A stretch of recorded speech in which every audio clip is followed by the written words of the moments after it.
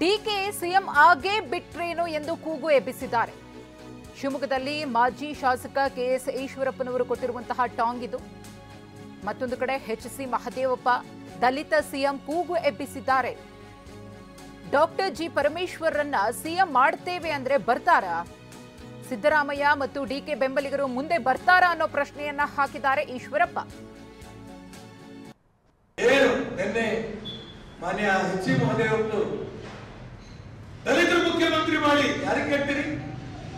ಕೂತ್ಕೊಳ್ಳಿ, ನಿಮ್ಮ ಶಾಸಕಾಂಗ ಪಕ್ಷದ ಬೆನ್ನಲ್ಲಿ ನಿಮ್ಮ ಎಐಸಿಸಿ ನಾಯಕರು ಹೋಗಿ ಕೂತ್ಕೊಳ್ಳಿ, ಸೋನಿಯಾ ಗಾಂಧಿ ರಾಹುಲ್ ಗಾಂಧಿ ಹತ್ರ ಕೂತ್ಕೊಳ್ಳಿ, ದಲಿತ ಮುಖ್ಯಮಂತ್ರಿ ಮಾಡಿ ಅಂತ ಹೇಳಿ.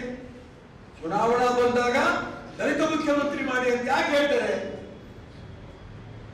ದಲಿತರು ಓಟು ಅಷ್ಟು ಸುಲಭ ಇವತ್ತು ಹಿಂದುಳಿದವರು ದಲಿತರು ದೇಶದಲ್ಲಿ ಇಲ್ಲ.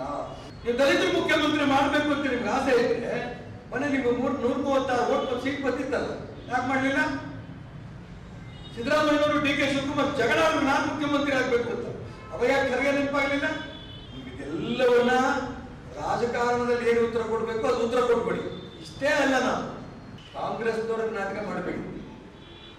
ನಾನು ಎಚ್.ಸಿ. ಮಹದೇವಪ್ಪನವ್ರು ಯಾಕೆ ಮಾತು ಹೇಳಿದ್ರು ದಲಿತ ಮುಖ್ಯಮಂತ್ರಿ ಮಾಡಬೇಕು ಅಂತ ಅಂದ್ರೆ, ಇದಕ್ಕಿದ್ದಾಗೆ ನಿನ್ನೆ ಮೊನ್ನೆಯಿಂದ ಡಿ ಕೆ ಶಿವಕುಮಾರ್ ಮುಂದಿನ ಮುಖ್ಯಮಂತ್ರಿ ಶುರು ಆಗುದು, ಸಿದ್ದರಾಮಯ್ಯ ಭಯ ಶುರು ಆಯ್ತು, ನಂಗೆ ಕಿತ್ತಾಕ್ಬಿಡ್ತಾರೋ ಅಂತೇಳಿ ದಲಿತ ಮುಖ್ಯಮಂತ್ರಿ ಅಂತಂದ್ರು. ಆಯ್ತು, ದಲಿತ ಮುಖ್ಯಮಂತ್ರಿ.